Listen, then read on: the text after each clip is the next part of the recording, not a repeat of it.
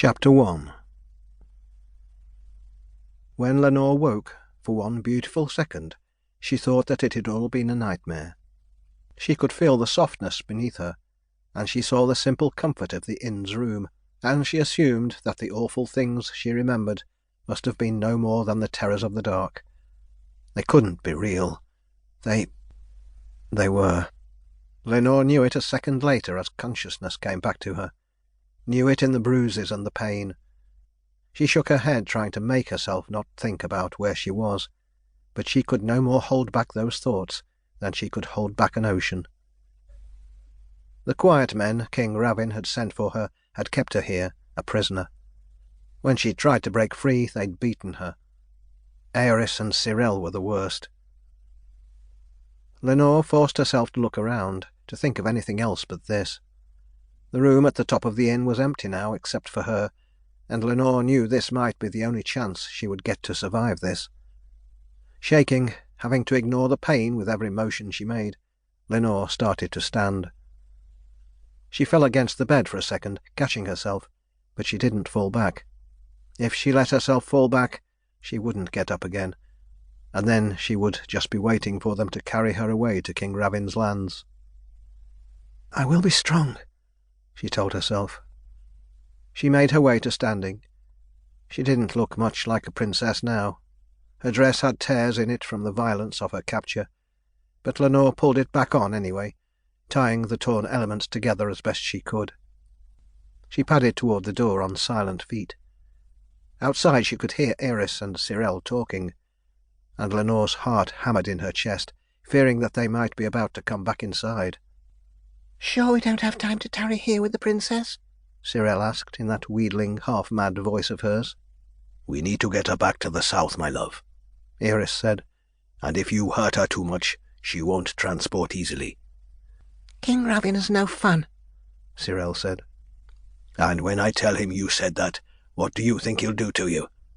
Eris shot back. "No, we leave in an hour. We'll head for the nearest bridge and be across soon enough. Remember to leave some of the maids alive. King Ravin wants them to talk." He wanted them to talk?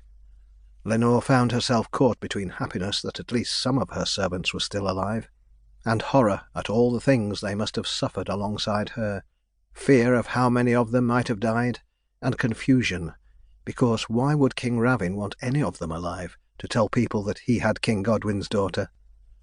That didn't matter right then. The only thing that mattered was trying to get away. She'd tried that before, though, and hadn't got even as far as the stables. How was she supposed to get away when she'd already been caught once, when they had shown that they could catch her whatever she tried? No, she wouldn't give up. She couldn't. Once they got her beyond the river, how could anyone hope to escape from there? It had to be now, while they were occupied, while they still thought that she was helpless and caught here. Knowing that there was no way out through the door, Lenore went over to the window. It was chipped and sticking, hard enough to open that Lenore was sure it would creak and protest as she pushed the shutters apart, giving away what she was doing to anyone listening. Lenore opened it and froze in place, waiting to see if there was any reaction. No one burst into the room, though. No one shouted or raised an alarm. Lenore looked over the ground below her. There was a low roof for the floor below, and beyond that the open space beyond the inn, with a courtyard leading over to the stables.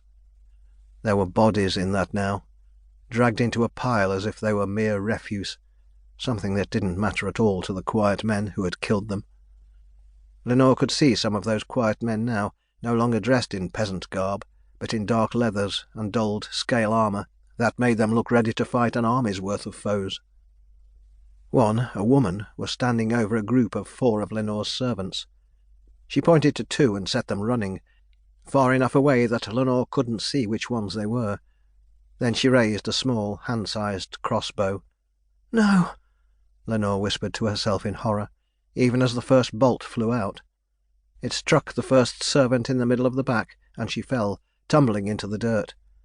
She rose up screaming, looking back toward the one who had shot her. That only meant that the second bolt took her through the chest.